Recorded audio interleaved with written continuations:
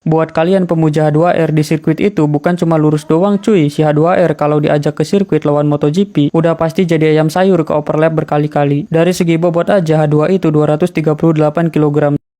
R 216 kg. Nah, coba bandingin sama MotoGP yang cuman punya bobot 160-an kg. Ditambah akselerasinya MotoGP cuman butuh 10 detik cuy buat ke 300 km per jam. Sedangkan si H2R sudah ditambah supercharger buat nyampe top speed 400 km per jam tetap butuh 26 detik. Dan di tikungan udahlah si H2 dan H2R udah pasti nggak ada harapan. Dibabat habis sama MotoGP cuy. But no.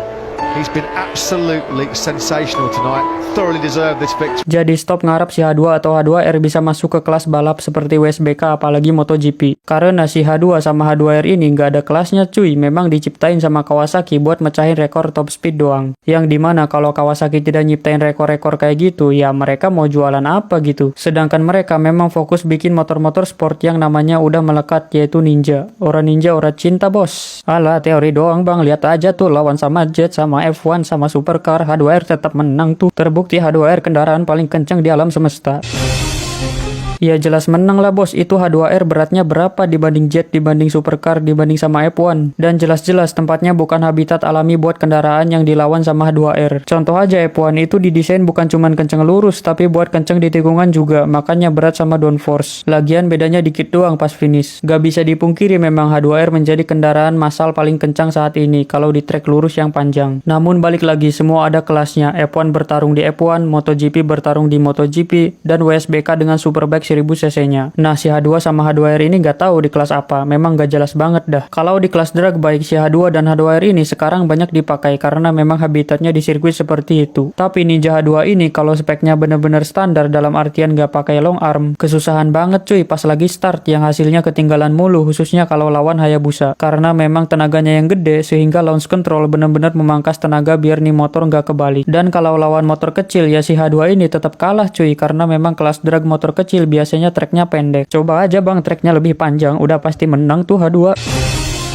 Ya kali lawan motor kecil treknya minta panjang kayak jembatan Turki. Ya jelas yang motor kecil udah pasti ketinggalan lah. Udah gua bilang juga si H2 ini memang gak jelas kelasnya. Jadi ikut sana ikut sini. Di drag trek pendek kalah. Di kelas drag moge trek panjang harus modif dulu buat lawan Hayabusa. Heran juga motor sekenceng ini hidupnya ribet banget. Secara rangka dan swing arm Ninja H2 dan H2R sama-sama menggunakan rangka teralis dan mono arm. Yang itu mungkin menjadi penyebab nih motor super ampas di tikungan. Gimana enggak, Ducati MotoGP yang udah move on dari rangka teralis menuju rangka twin spar aluminium kadang masih kesusahan ketika di tikungan. Lah ini H2 dengan pedenya disandingin sama MotoGP, padahal rangkanya teralis, berat pula.